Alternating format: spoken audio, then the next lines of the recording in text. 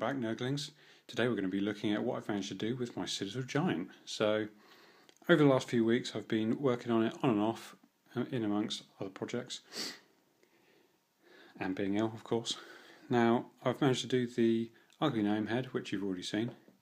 If you're part of my, or if you've got my Facebook page or Google Plus page, then you've probably seen this already, which is the Slave Giant head variant. So he's almost done. I've just got to put a chain around his face to make him look a little bit more slave-like. He's also known as deck chair head by my wife, so that's good stuff. The chest piece is almost done. I actually varnished on the inside with some glass paint. Basically it's really adhesive and it's never going to come off, and basically I just wanted to sort of varnish the inside to make sure that no sort of lead rot sets in or anything like that, so that's nice and varnished. The legs are pretty much done, I would say. I've sort of about quarter varnished them. I varnished up the legs and into the crotch area and just a little bit around the edge of the skirt thing, but they're pretty much there. I mean, all I've got to do is attach this, the chest piece, to the legs and then stick it to the base, and then I'll be able to start fiddling around with arms and things. So that's pretty much done. We've got the little victims. They've all had a undercoat, as you can see here. So the lady's been done in brown because she's got mostly brown clothes. The monk is white because all of my sort of monks and all that are white, and the tiny little knight has been painted or undercoated with silver. So I've just got to pick out the details, and then I want to glue these two into two different hands, and I'm probably going to glue him upside down, dangling from the belt, which will be quite nice.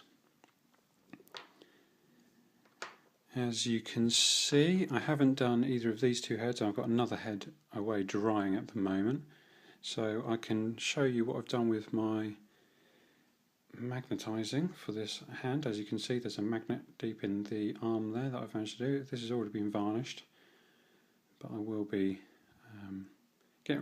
first of all getting rid of the shine, and I'll probably pick out the muscles a little bit more as well. So here is the rather nice club hand, and as you can see, it just snaps into place. Pretty strong magnets, and there we go. So club hand's done. And then there's also the two, as you can see, just snaps into place. I'll put a little slave, a victim in that hand, which will be quite cool. And of course, the other hand as well. Just snaps into place. Easy peasy. So that's that done. And what else have I got? I've done the other hand as well.